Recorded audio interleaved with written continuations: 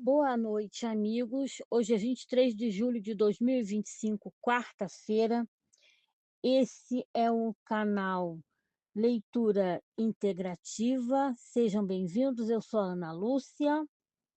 O livro que nós estamos lendo, como vocês já devem saber, é O Mulato de Aloysio Azevedo. Clique Editora. Estamos na página 51, é um livro de Aloysio Azevedo, é um livro brasileiro, né? É um clássico da literatura brasileira e que cai muito em Enem, nesse tipo de coisa. Então, nós estamos lendo esse livro agora. Espero que a gente consiga terminar bem rápido. Estamos na página 51. Tinha os gestos bem educados, sóbrios, despidos de pretensão. Falava em voz baixa, distintamente, sem armar o efeito. Vestia-se com seriedade e bom gosto, amava as artes, a ciência, a literatura e um pouco menos a política. Em toda a sua vida, sempre longe da pátria, entre povos diversos, cheia de impressões diferentes, tomada de preocupações de estudos, jamais conseguira chegar a uma dedução lógica e satisfatória a respeito da sua procedência. Não sabia ao certo quais eram as circunstâncias em que viera ao mundo, não sabia quem devia agradecer a vida e os bens de que dispunha. Lembrava-se, no entanto, de haver saído em pequeno do Brasil, e podia jurar que nunca lhe faltara o necessário e até o supérfluo. Em Lisboa tinha ordem franca. Mas quem vinha a ser essa pessoa encarregada de acompanhá-lo de tão longe? Seu tutor, com certeza, ou coisa que o valha, ou talvez seu próprio tio, pois quanto ao pai, sabia Raimundo que já o não tinha quando foi para Lisboa, não porque chegasse a conhecê-lo, nem porque se recordasse de ter ouvido de alguém o doce nome de filho, mas sabia-o por intermédio do seu correspondente e pelo que deduzia de algumas vagas reminiscências da meninice. Sua mãe, porém, quem seria? Talvez alguma senhora culpada e receosa de patentear a sua vergonha. Seria boa? Seria virtuosa? Raimundo perdia-se em conjecturas e, malgrado o seu desprendimento pelo passado, sentia alguma coisa atraí-lo irresistivelmente para a pátria. Quem sabia se aí não descobriria a ponta do enigma? Ele, que sempre vivera órfão de afeições legítimas e duradouras, como então seria feliz? Ah, se chegasse a saber quem era sua mãe, perdoar-lhe-ia tudo, tudo. O quinhão de ternura que a ela pertencia estava intacto no coração do filho. Era preciso entregá-la a alguém. Era preciso desvendar as circunstâncias que determinaram o seu nascimento. Mas, no fim de contas, refletia Raimundo em um retrocesso natural de impressões. Que diabo tinha ele com tudo isso, se até aí, na ignorância desses fatos, vivera estimado e feliz? Não foi decerto para semelhante coisa que viera à província. Por conseguinte, era liquidar os seus negócios, vender os seus bens, e por aqui é o caminho. O Rio de Janeiro lá estava à sua espera. Abriria ao chegar lá o seu escritório, trabalharia ao lado da mulher com quem casasse e dos filhos que viesse a ter, sem sequer havia de lembrar-se do passado. Sim, que mais poderia desejar melhor? Concluíra os estudos, viajara muito, tinha saúde, possuía alguns bens de fortuna, era caminhar para frente e deixar em paz o tal passado. O passado, passado, ora Deus. E, chegando a esta conclusão, sentia-se feliz, independente, seguro contra as misérias da vida, cheio de confiança no futuro. E por que não havia de fazer carreira? Ninguém podia ter melhores intenções do que ele. Não era um vadio, nem homem de maus instintos. Aspirava ao casamento, à estabilidade. Queria, no remanso de sua casa, entregar-se ao trabalho sério, tirar partido do que estudara, do que aprendera na Alemanha, na França, na Suíça e nos Estados Unidos. Faltava-lhe apenas vir ao Maranhão e liquidar os seus negócios, pois bem, cá estava. Era aviar e pôr-se de novo a caminho. Foi com esta ideia que ele chegou à cidade de São Luís E agora, na restauradora liberdade do quarto, depois de um banho tépido, o corpo ainda meio quebrado da viagem, o charuto entre os dedos, sentia-se perfeitamente feliz, satisfeito com a sua sorte e com a sua consciência. Ah, bocejou, fechando os olhos, é liquidar os negócios e pôr-me ao fresco. E com um novo bocejo deixou cair no chão o charuto e adormeceu tranquilamente. No entanto, a história de Raimundo, a história que ele ignorava, era sabida por quantos conheceram os seus parentes no Maranhão. Nasceu numa fazenda de escravos na Vila do Rosário. Muitos anos depois que seu pai, José Pedro da Silva, aí se refugiara, corrido do Pará, ao grito de Mata Bicudo, nas revoltas de 1831. José da Silva havia enriquecido no contrabando dos negros da África e fora sempre mais ou menos perseguido e malquisto pelo povo do Pará, até que um belo dia se levantou contra ele a própria escravatura, o que o teria exterminado se uma das suas escravas mais moças, por nome Domingas, não o prevenisse a tempo. Logrou passar incólume ao Maranhão, não sem pena de abandonar seus haveres e risco de cair em novos ódios que esta província, como vizinha e tributária do comércio da outra, sustentava, instigada pelo farol contra os brasileiros adotivos e contra os portugueses. Todavia, conseguiu sempre salvar algum ouro, metal que naquele bom tempo corria abundante por todo o Brasil, e que mais tarde a Guerra do Paraguai tinha de transformar em condecorações e fumaça. A fuga fizeram eles, senhor e escrava, a pé por maus caminhos, atravessando os sertões. Ainda não existia a companhia de vapores e os transportes marítimos dependiam então de vagarosas barcas à vela e remo e às vezes puxadas à corda nos igarapés. Foram dar com os ossos no rosário. A contrabandista arranjou-se o melhor que pôde com a escrava que lhe restava. O contrabandista arranjou-se o melhor que pôde com a escrava que lhe restava e mais tarde, no lugar denominado São Brás, veio a comprar uma fazendola onde cultivou café, algodão, tabaco e arroz. Depois de vários abortos, Domingas deu à luz um filho, de José da Silva. Chamou-se o vigário da freguesia, e no ato do batismo da criança, esta com a mãe receberam solenemente a carta de alforria. Essa criança era Raimundo. Na capital, entretanto, acalmavam-se os ânimos, José prosperou rapidamente no Rosário, cercou a amante e o filho de cuidados, relacionou-se com a vizinha, criou amizades e, no fim de pouco tempo, recebia em casamento a senhora D. Quitéria Inocência de Freitas Santiago, viúva brasileira rica, de muita religião, escrúpulos de sangue e para quem um escravo não era um homem, e o fato de não ser branco constituía só por si um crime. Página 54. Foi uma fera. Às suas mãos, ou por ordem dela, vários escravos sucumbiram ao relho, ao tronco, à fome, à sede e ao ferro em brasa. Mas nunca deixou de ser devota, cheia de superstições, tinha uma capela na fazenda onde a escravatura, todas as noites, com as mãos inchadas pelos bolos e as costas lanhadas pelo chicote, entoava súplicas à Virgem Santíssima, Mãe dos Infelizes. Ao lado da capela, o cemitério das suas vítimas. Casara com José da Silva por dois motivos simplesmente, porque precisava de um homem e ali não havia muito onde escolher, e porque lhe diziam que os portugueses são brancos de primeira água. Nunca tivera filhos, um dia reparou que o marido, a título de padrinho, distinguia uma certa ternura, o crioulo da Domingas, e declarou logo que não admitia, nem mais um instante aquele moleque na fazenda. Seu negreiro, gritava ela ao marido, fula de raiva, você pensa que lhe deixarei criar em minha companhia os filhos que você tem com das negras? Era só também o que faltava.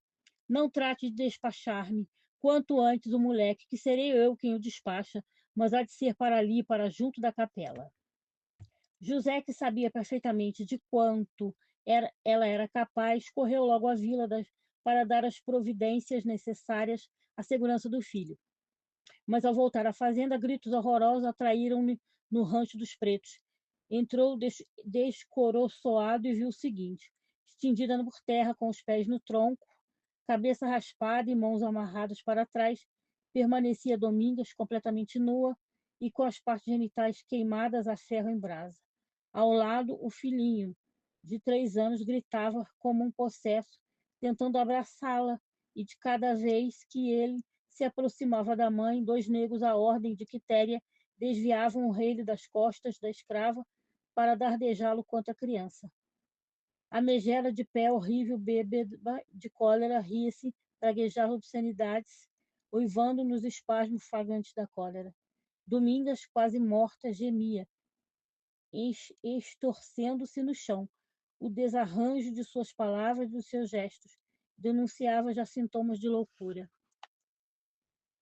O pai de Raimundo, no primeiro assomo de indignação, tão furioso, acometeu sobre a esposa, que a fez cair. Em seguida ordenou que recolhessem Domingas à casa dos brancos e que lhe prodigalizassem todos os cuidados. Quitéria, a conselho do vigário do lugar, um padre ainda moço chamado Diogo, o mesmo que batizara Raimundo, fugiu essa noite para a fazenda de sua mãe, Dona Úrsula Santiago, a meia légua dali. O vigário era muito da casa de Santiago, dizia-se até aparentado com elas. O caso é que foi na qualidade de confessor, parente e amigo que ele acompanhou Quitéria. José da Silva, por esse tempo, chegava à cidade de São Luís com o filho. Procurou seu irmão mais moço, o Manuel Pedro, e entregou-lhe o pequeno, que ficaria sob as vistas do tio, até ter idade para matricular-se num colégio de Lisboa. Feito isso, tornou de novo para sua roça. Agora contava viver mais descansado. Era natural que a mulher se deixasse ficar na casa da mãe.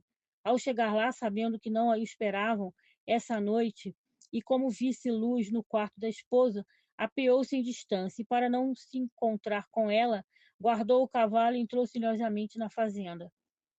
Os cães conheceram-no pelo faro e apenas rosnaram, mas na ocasião em que ele passava defronte do quarto de Quitéria, ouviu aí sussurros de vozes que conversavam. Aproximou-se, levado pela curiosidade, e encostou o ouvido à porta. Reconheceu logo a voz da mulher. Mas com que diabo ela conversaria aquela hora? Conteve a impaciência e esperou de ouvido alerta. Não havia dúvida, a outra voz era de um homem. Sem esperar mais nada, meteu ambos à porta e precipitou-se dentro do quarto, atirando-se com fúria sobre a esposa, que perdera logo os sentidos. O padre Diogo, pois era dele a outra voz, não tivera tempo de fugir e caíra trêmulo aos pés de José. Quando este largou das mãos a traidora para se apossar do outro, reparou que a tinha estrangulado. Ficou perplexo e tolhido de assombro. Houve então um silêncio ansioso. Ouvia-se o resfolegar dos 2 homens. A situação dificultava-se, mas o vigário, recuperando o sangue frio, ergueu-se, consertou as roupas e, apontando para o corpo da amante, disse com firmeza: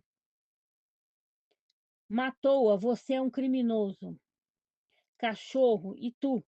Tu serás porventura menos criminoso do que eu? Perante as leis dê certo, porque você nunca poderá provar a minha suposta culpa, e se tentasse fazê-lo, a vergonha do fato recairia toda sobre a sua própria cabeça. Ao passo que eu, além do crime de injúria consumado na minha sagrada pessoa, sou testemunha do assassínio desta minha infeliz e inocente confessada. Assassínio que facilmente documentarei com o corpo de delito que aqui está. E mostrava a marca das mãos de José na garganta do cadáver. O assassino ficou aterrado e abaixou a cabeça. Vamos lá, disse o padre afinal, sorrindo e batendo no ombro do português. Tudo neste mundo se pode arranjar com a divina ajuda de Deus. Só para a morte não há remédio. Se quiser, a defunta será sepultada com todas as formalidades civis e religiosas, e dando à voz um cunho particular de autoridade.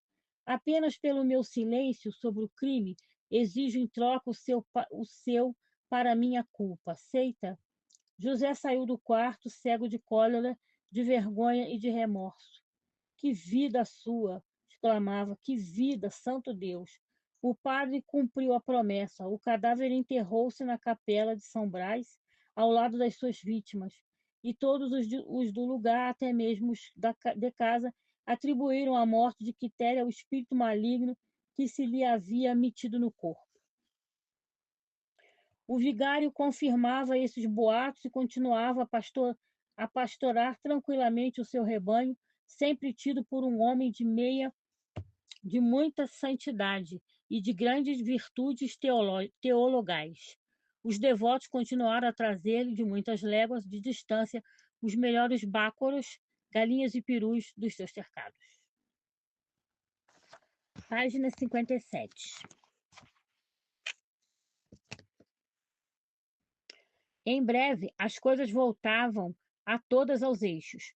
José entregou a fazenda a Domingas e mais 3 pretos velhos, que alforriou logo, e, acompanhado de resto da escravatura, seguiu para a cidade de São Luís, no propósito de liquidar seus bens e recolher-se à pátria com o filho. A mãe de Raimundo conseguiu enfim descansar. São Brás criou a sua lenda e foi aos poucos ganhando fama de amaldiçoada. Entretanto, o pequeno, quando chegou à casa do tio, na capital, estava, como facilmente se pode julgar, com a pele sobre os ossos. A falta de cuidados espalhara-lhe na carinha opada uma expressão triste de moléstia. Quase que não conseguia abrir os olhos. Todo ele era maltrato e fraqueza. Tinha o estômago muito sujo, a língua saburrenta, o corpo a afinar-se de reumatismo, a tosse convulsa, o sangue predisposto à anemia escrofulosa. Apesar do instinto materno que a tudo resiste e vence, a pobre escrava não podia olhar nunca pelo filho. Lá estava Quitéria para desviá-la dele, para cortar-lhe as carícias a chicotes. Tanto assim que quando José lhe anunciou que Raimundo ia para a casa do tio na cidade, a infeliz abençoou com lágrimas desesperadas aquela separação. Todavia, o desgraçadinho foi encontrar em Mariana, cunhada de seu pai, a mais carinhosa e terna das protetoras. A boa senhora, como sabia que o marido pouco que tinha devia à generosidade do irmão, julgou-se logo obrigada a servir de mãe ao filho deste. Ana Rosa, o único fruto do seu casamento, ainda não era nascida nesse tempo, de sorte que as premissas da sua maternidade pertenceram ao pupilo. Dentro de pouco, no agasalho carinhoso daquelas asas de mãe, Raimundo, de feio que era, tornou-se uma criança forte, sã e bonita. Foi então que Ana Rosa veio ao mundo, a princípio muito fraquinha e quase sem dar acordo de si.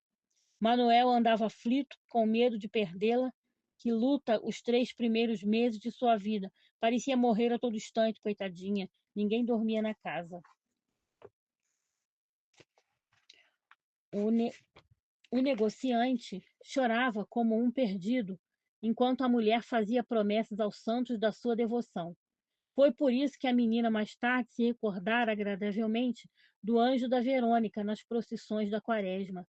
E ao lado de Mariana, que noite e dia velava o berço da filhinha enferma, estava um mundico, o outro filho, que este também a chamava de mãe, e já se não lembrava da verdadeira, da preta que o trouxera nas entranhas.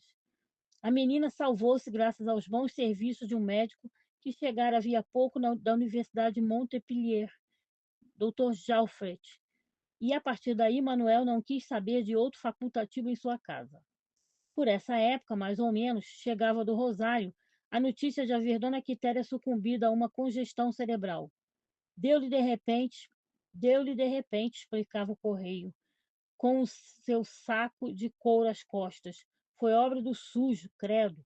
E pouco depois, José Pedro da Silva, todo coberto de luto, muito encamecido e desfeito, vinha liquidar os seus negócios e partir para Portugal. Manuel estimava-o deveras e sentia-se de vê-lo naquele estado. Aprontou-se tudo para a viagem. José recolheu-se a última noite em casa do irmão, mas não pôde pregar olho, estava excitado, e a lembrança dos terríveis sucessos que ultimamente se haviam dado com ele nunca apoquentara tanto. Levantou-se e começou a passear no quarto, a falar sozinho, nervoso, delirante, vendo surgir espectros de todos os lados. Pelas 4 horas da madrugada, Manuel, impressionado, porque de todas as vezes que acordava, via luz no quarto do hóspede e ouvia-lhe o som dos passos trôpegos e vacilantes, e sentia-lhe os gemidos abafados vozear frouxo e doloroso. Não se pôde ter e levantou-se. Terá alguma coisa, José? Pensou ele, embrulhando-se no lençol. E tomando aquela direção, a porta achava-se apenas no trinco, abriu-a devagar e entrou. O viúvo, ao sentir alguém, voltou-se assombrado, e dando com o fantasma que lhe invadia a alcova, recuou de braços erguidos entre gritos de terror. Manuel correu sobre ele, mas antes que se desse a conhecer, já o assassino de Quitéria havia caído desamparadamente no chão. Fez-se logo um grande motim por toda a casa, que era nesse tempo no Caminho Grande, e na qual os caixeiros do negociante ainda não moravam com o patrão. A boa Mariana acudiu pronta, cheia de rezo, cheia de zelo, um escaldapés depressa, dizia, apalpando os contraídos e volumosos pés do cunhado. Tisanas, mesinhas de toda a espécie foram lembradas. Pôs-se em campo a medicina doméstica, daí a uma hora o desfalecido voltava a si, mas não pôde erguer-se, ficara muito prostrado. A síncope sobreveio-lhe com uma febre violenta que durou até a noite, quando chegou, afinal, o Jalfrete. Era uma febre gástrica, explicou este, e mais que a moléstia requeria certo cuidado. Muito sossego de espírito, nada de bulha, principalmente. José, malgrado a recomendação do médico, quis ver o filho. Abraçou-o soluçando, disse que estava para morrer e, no outro dia, ainda de cama, perfilhou-o e pediu um tabelião, fez testamento. Chorando, chamou Manuel para seu lado. Meu irmão, recomendo-lhe, se eu for desta, o que é possível, remete-me logo pequeno para a casa do Peixoto em Lisboa. Terminou dizendo que queria, com muito saber, que o metessem num colégio de primeira sorte. Ficava ali bastante dinheiro. Não tivessem pena de gastar com seu filho, que lhes dessem o melhor e dos mais finos. Estas coisas fizeram-no piorar, já todos o choravam como morto. E pelos dias de mais ricos, quando José delirava da febre, apareceu em casa do Manuel, o pároco do Rosário. Vinha muito solícito saber do estado do seu amigo José, do seu irmão, dizia ele com uma grande piedade. E daí não abandonava a casa, prestava-se a um tudo, serviçal, discreto, às vezes choramingando porque lhe vedavam a entrada no quarto do enfermo. Manuel e Mariana não se furtavam de apreciar aquela solicitude do bom padre, o interesse com que ele chegava todos os dias para pedir notícias do amigo. Dispensavam-lhe um grande acolhimento, achavam-no meigo, jeitoso e simpático. É um santo homem, dizia Manuel convencido. Mariana confirmava, acrescentando em voz baixa. Por adulação não é, coitado. Todos sabem que o padre Diogo não precisa de migalhas. É remediado de fortuna, pois não? Mas olhe que sabe aplicar bem o que possui. Seguia-se uma longa resenha dos episódios louváveis da vida do santo vigário, citavam-se rasgos de abnegação, boas esmolas a criaturas desamparadas, perdões de ofensas, graves provas de amizade e provas de desinteresse. Um santo, um verdadeiro santo. E assim foi o padre Diogo tomando pé em casa de Manuel e fazendo-se todo de lá. Já contavam que ele ia para padrinho de Ana Rosa.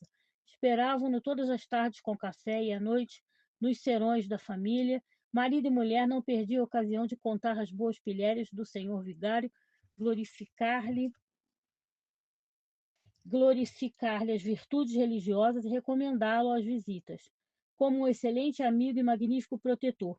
Um dia em que ele, como sempre, cheio de solicitude, perguntava pelo seu doente, disseram-lhe que José estava livre de maior perigo e que o restabelecimento seria completo com a viagem à Europa. Diogo sorriu, aparentemente satisfeito, mas se alguém lhe pudesse ouvir o que resmungava ao descer as escadas, ter-se admirado de ouvir estas outras frases. De ouvir estas e outras frases. Diabo, querem ver que ainda não se vai desto maldito? E eu que já o tinha por despachado. No dia seguinte, dizia o velhaco ao futuro compadre: bom, agora que o nosso homem está livre de perigo, Posso ir mais sossegado para minha paróquia, já não vou sem tempo. E despediu-se todo, boas palavras e sorrisos angélicos, acompanhado pelas bênçãos da família. Página 61.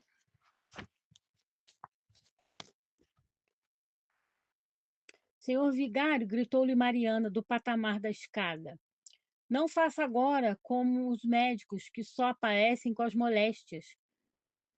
Seja cá de casa. Venha de vez em quando, padre, acrescentou Manuel. Apareça. Diogo prometeu vagamente nesse mesmo dia atravessou o Boqueirão em demanda da sua freguesia. Essa noite, nas salas de Manuel, só se conversou sobre as boas qualidades e os bons precedentes do estimado cura do Rosário. José, com geral contentamento dos de casa, convalescia prodigiosamente. Manuel e Mariana cercavam-no de afagos, desejosos por fazê-lo esquecer a imprudência da madrugada fatal, o que supunham fosse o único motivo da moléstia. Daí, a coisa de um mês, o convalescente resolveu tornar à fazenda, a despeito das instâncias contrárias da cunhada e dos conselhos do irmão. Que vais lá fazer, homem de Deus? Perguntava este. Se era por causa da Domingas, que diabo fizesse-a vir? O melhor, porém, segundo a sua fraca opinião, seria deixá-la lá onde estava, uma preta da roça que nunca saiu do mato. Não, não era isso, respondia o outro. Mas não iria para a terra sem ter dado uma vista de olhos ao Rosário. Ao menos não vai só, José. Eu posso acompanhar-te. José agradeceu, que já estava perfeitamente bem, e, em caso de necessidade, podia contar com os canoeiros, que eram dos seus homens. E dizia as inúmeras viagens que tinha feito até ali. Contava episódios a respeito do Boqueirão, e que se deixassem disso, não estivessem a fazer daquela viagem um bicho de 7 cabeças. Haviam de ver que nunca no fim do mês estava ele de velas para Lisboa. Partiu. A viagem correu-lhe estúpida, como de costume naquele tempo, e que o Maranhão ainda não tinha vapores. Demais, a sua fazenda era longe, muito dentro, a 5 léguas da vila. Urgia, por conseguinte, demorar-se em algumas horas antes de internar-se no mato, comer, beber, tratar dos animais, arranjar condução e fazer a matalotagem. Os poucos familiarizados com tais caminhos tomam sempre por precaução um pajem. É este o nome que ali romanticamente se dá ao guia, e o pajem menos serve para guiar o viajante, que a estrada é boa, do que para lhe afugentar o terror dos mocambos, das onças e cobras de que falam com assombro os moradores do lugar. Não é tão infundado aquele terror. O sertão da província está cheio de mocambeiros, onde vivem os escravos fugidos com suas mulheres e seus filhos, formando uma grande família de malfeitores. Esses desgraçados, quando não podem ou não querem viver da caça, que é por lá muito abundante, de fácil venda na vila, lançam-se à rapinagem e atacam na estrada os viajantes, travando-se às vezes entre uns e outros verdadeiras guerrilhas em que ficam por terra muitas vítimas. José da Silva comprou na vila o que lhe convinha e seguiu, sem pajem, para a fazenda. Ele conhecia perfeitamente essas paragens, e quantas recordações não lhe despertavam aquelas carnaubeiras solitárias, aqueles pindovais ermos e silenciosos, e aqueles trêmulos horizontes de verdura. Quantas vezes, conseguindo uma paca ou um veado, não atravessou ele a galope aqueles barrancos perigosos que se perdiam na estrada. Pungia-lhe agora em deixar tudo isso, abandonar o encanto selvagem das florestas brasileiras. O europeu sentia-se americano, familiar às vozes misteriosas daqueles caetés sempre verdejantes, habituado à companhia austera daquelas árvores seculares, às cestas preguiçosas da fazenda, ao viver amplo da roça, descalço, peito nu, a rede embalada pela viração cheirosa das matas, o sono vigiado por escravos, e tinha de deixar tudo isso. Para que, para que negar? Havia de custar-lhe muito, considerou ele, fazendo estacar o seu animal. Havia andado 4 léguas e precisava comer alguma coisa. Página 63. No interior do Maranhão, o viajante de ordinário pousa e come nas fazendas que vai encontrando pelo caminho, tanto que todas elas, contando já com isso, têm sempre cômodos especiais destinados exclusivamente aos hóspedes adventícios.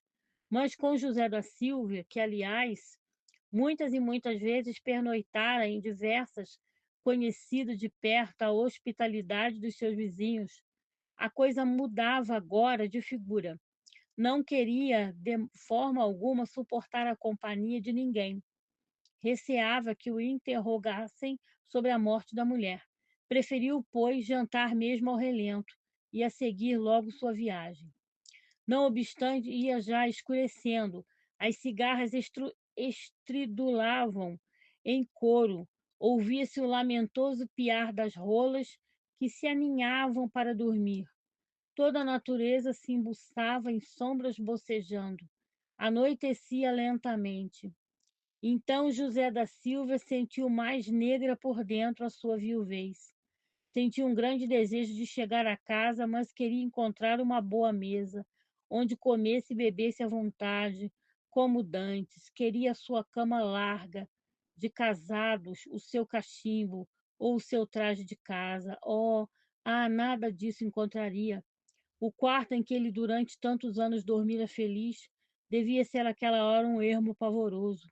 A cozinha devia estar gelada, os armários vazios, a horta murcha, os potes secos, o leito sem mulher.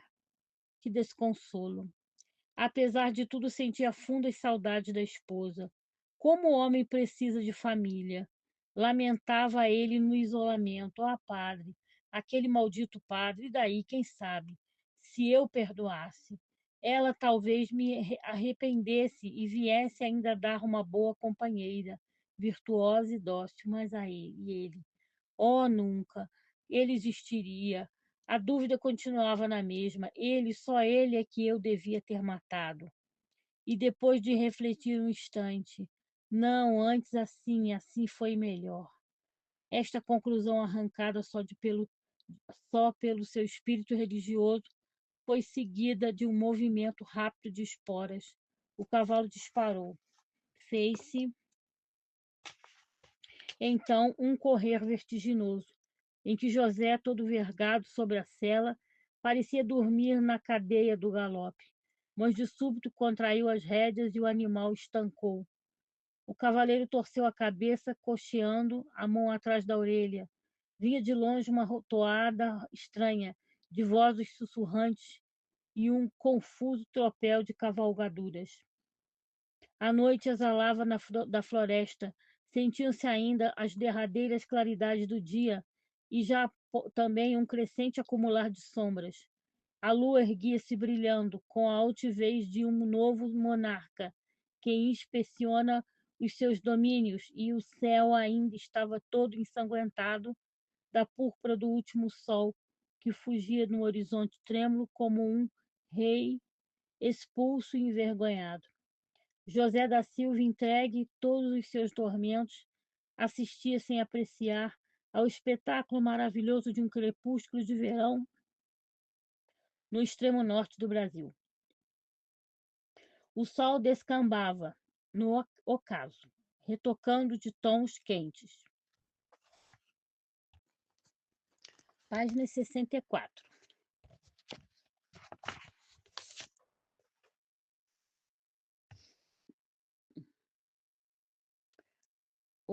Do último sol, que fugia no horizonte trêmulo como um rei expulso e envergonhado. José da Silva, entregue todos os seus tormentos, assistia sem apreciar ao espetáculo maravilhoso de um crepúsculo de verão no extremo norte do Brasil. O sol descambava no ocaso, retocando de tons quentes, e vigorosos, com a minuciosidade de um pintor flamengo, tudo aquilo que o cercava. Desse lado, montes e vales tinham orlas de ouro. Era tudo vermelho e esfogueado. Ao passo que, do ponto contrário, lhe opunha o luar, o doce contraste da sua luz argentina e fresca, debuxando contra o horizonte o trêmulo e duvidoso perfil das carnaubeiras e dos pindovais. Destas bandas no conflito boreal, daquelas duas luzes inimigas, um grupo mal definido e rumoroso agitava-se e crescia progressivamente. Era uma caravana de ciganos que se aproximava. Vinha lentamente com o passo frouxo de uma boiada. Na solidão tristonha e sombria da floresta, iam-se pouco a pouco distinguindo vozes de tons diversos e acentuavam-se grupos de homens, mulheres e crianças de todas as cores e de todas as idades, cavalgando magníficos animais. Uns cantavam ao embalo monótono da besta, outros tocavam viola, esta acalentava o filho, aquela repetia as modas que lhe ensinara a gajoa. Viam-se moços de calça cinzenta, cabelos grandes e o ar indolente, o cachimbo ao canto da boca. O olhar vago e cheio de volúpia, ao lado de raparigas fortes queimadas do sol, com as melenas muito negras e lisas escorrendo sobre a opulência das espáduas, tentavam-se à moda das odaliscas em volumosas trouxas que serviam a um tempo de alforje de sela. Algumas delas traziam filhos ao colo ou na garupa do cavalo. E lenta e pesadamente a caravana dos ciganos se aproximava. José escondeu-se no mato para ver passar.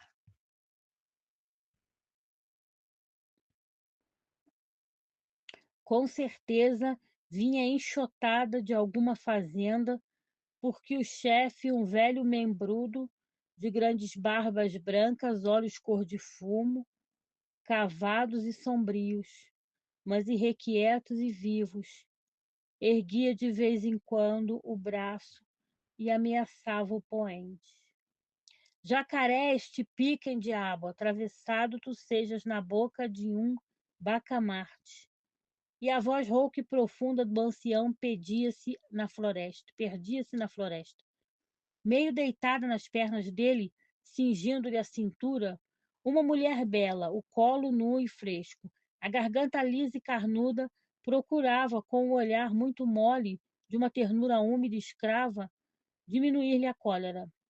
E a caravana, iluminada pelos últimos raios da claridade poente, foi passando. E a pouco e pouco o sussurrar das vozes foi se perdendo no tristonho murmúrio das matas, como no horizonte se perdia a última réstia de luz vermelha. Em breve tudo recaiu no silêncio primitivo, e a lua do alto baldeava com a sua luz misteriosa e triste a solidão das clareiras. José ficou imóvel, pensativo, perdido num desgosto invencível. O espetáculo daquele velho boêmio abraçado a uma mulher bonita e, sem dúvida, fiel, mordia-o por dentro com o dente mais agudo da inveja. Aquele um vagabundo, um miserável sem lar, sem dinheiro, sem mocidade ao menos, tinha, contudo, esta vida uma fêmea que o carinhava e erguia-o como um escrava, e seguia, como escrava, ao passo que ele ali no meio do campo, desacompanhado, inteiramente esquecido, chorava porque lhe arrancavam tudo, tudo, a casa, a mulher e a felicidade.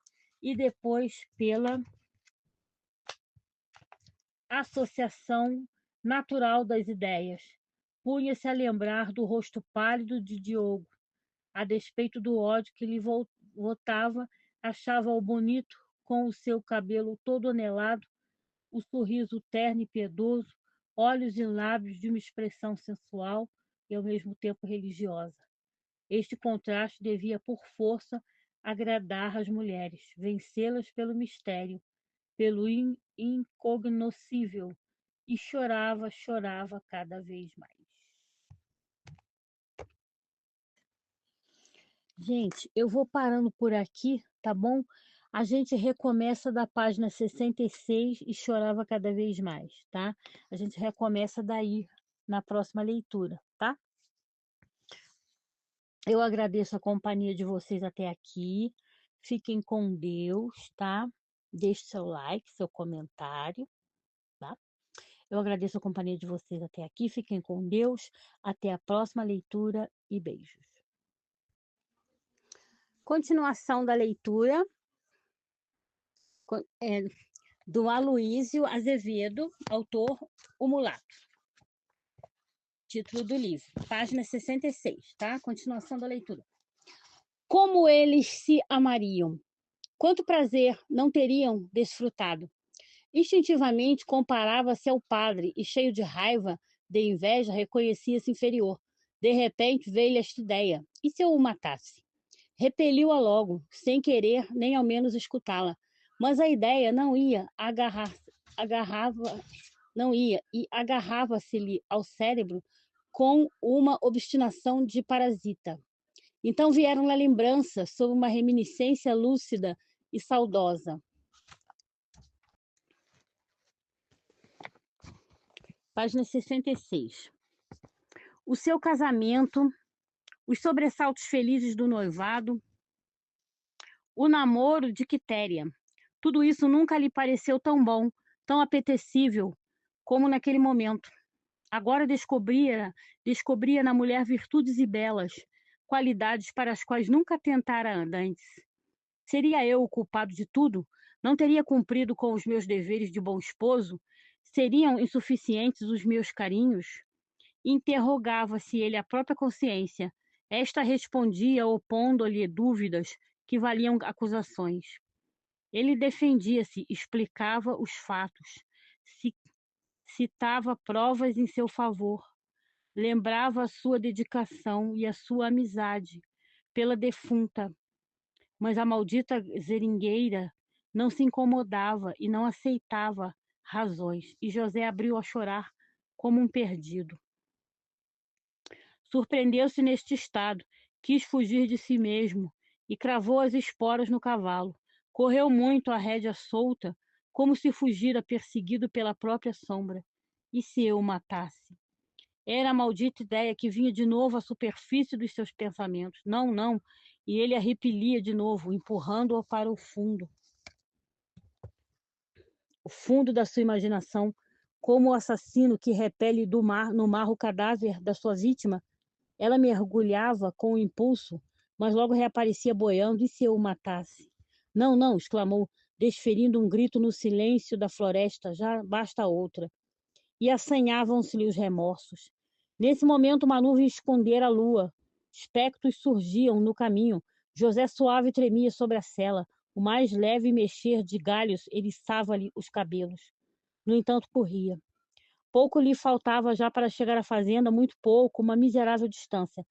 E contudo, mais lhe custava esse pouco do que todo o resto da viagem. Fechou os olhos e deixou que o cavalo corresse à toa, galopando ruidosamente na terra úmida de orvalho. Ele ofegava, acossado por fantasmas. Via a sua vítima, com a boca muito aberta, os olhos convulsos, a falar-lhe coisas estranhas numa voz de moribunda, a língua de fora enorme e negra, entre gorgolhões de sangue.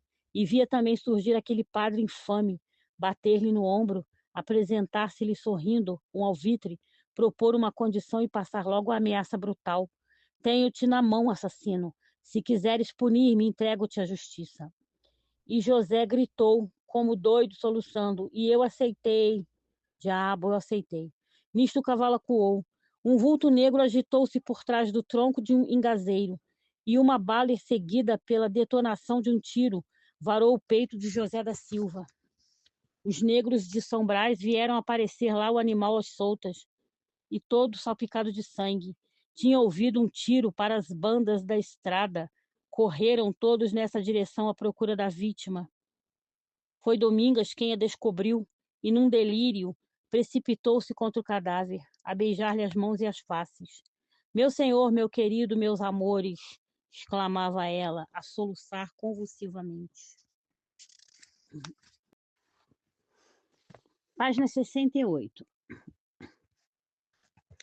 Mas, tomada de uma ideia súbita, ergueu-se e gritou, apontando vagamente para o lado da vila: foi ele, não foi outro, foi aquele malvado, foi aquele padre do diabo.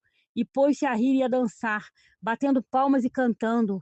Era a loucura que voltava. O crime foi atribuído aos mocambeiros e o corpo de José da Silva enterrado junto à sepultura da mulher ao lado da capela, que principiava a desmoronar com a míngua dos antigos cuidados. A fazenda aos poucos se converteu em tapera, e lendas e superstições de todo gênero se inventaram para explicar-lhe o abandono. O vigário do lugar, pessoa suspeita e criteriosa, nem só confirmava o que diziam, como aconselhava que não fossem lá. Aquilo eram terras amaldiçoadas. Anos depois, contavam que nas ruínas de São Brás vivia uma preta feiticeira que por alta noite saía pelos campos a imitar o canto da mãe da lua. Ninguém se animava a passar por perto dali, e o caminheiro, descuidado, que se perdesse em tais paragens, via percorrer o cemitério, a cantar e a rodar, um vulto alto e magro de mulher, coberto de andrajos. A morte inesperada de José causou grande abalo no irmão, e ainda mais em Mariana. Raimundo era muito criança, não a compreendeu. Por esse tempo teria ele 5 anos, se tanto. Vestiram-no de sarja preta e disseram-lhe que estava de luto pelo pai. Manuel tratou do inventário, recebeu o que lhe coube e mais a mulher na herança. Depositou no recém-criado banco da província o que pertencia ao órfão. E apesar das vantagens que propôs para vender ou arrendar a fazenda de São Brás, ninguém a quis. Isto feito, escreveu logo para Lisboa, pedindo esclarecimentos à Casa Peixoto, Costa e Cia. E uma vez bem informado no que desejava, remeteu o sobrinho para um colégio daquela cidade. Muito custou à bondosa Mariana separar-se de Raimundo. Doía aquele coração amoroso ver expatriar-se assim tão sem mãe. Uma pobre criança de 5 anos.